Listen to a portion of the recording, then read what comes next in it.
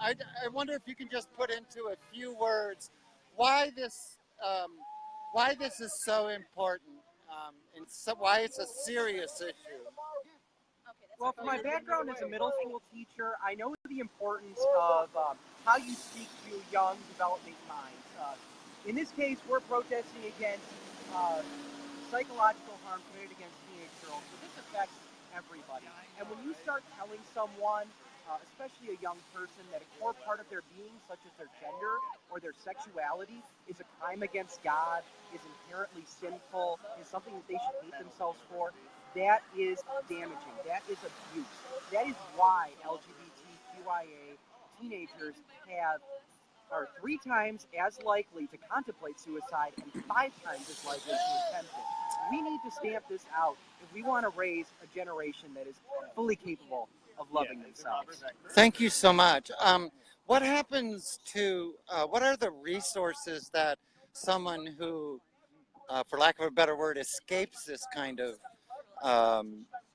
workshop, what kind of resources do they have to recover if they don't have support at home? Well, occasionally there are online resources, but I would be very wary about which sites that you're checking out. I mean, it's the internet, so it's still kind of the Wild West. We got to be careful.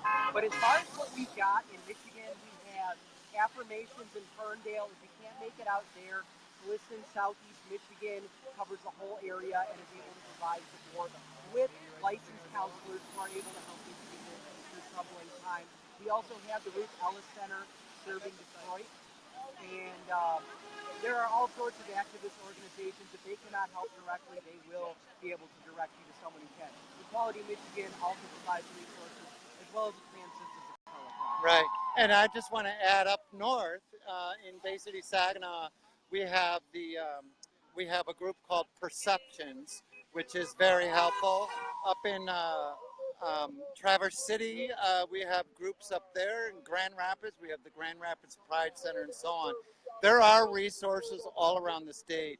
Has it been difficult to try to pull people out of their silos and into kind of an organized effort? And I don't mean to put you on the spot. I know it's been a challenge. Yeah, it's always tough to get people out just because life happens. We all got to work. We all got to eat.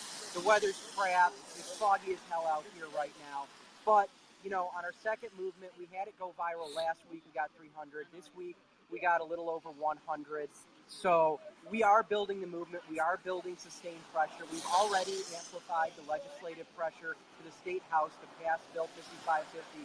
So the movement is going. We've got more dates planned, and we're going to be keeping at this. We've already gotten them to shut down the Metro City Church Facebook page. We've already got them to effectively shut down operations at this church, which would have been conversion therapy. So our movement is working. The pressure is growing. It's tough, but we got a lot of brave people coming out. How do you respond to the criticism that you're impinging upon the religious rights or freedom of others? You do not have the freedom to oppress someone. And when you say that an innate part of a person's being is a crime against God, you are causing psychological harm and you are oppressing them. It's not just the attempted suicide rates, it's also, when you talk about trans women of color in particular, they are the most likely to be assaulted and murdered in this country.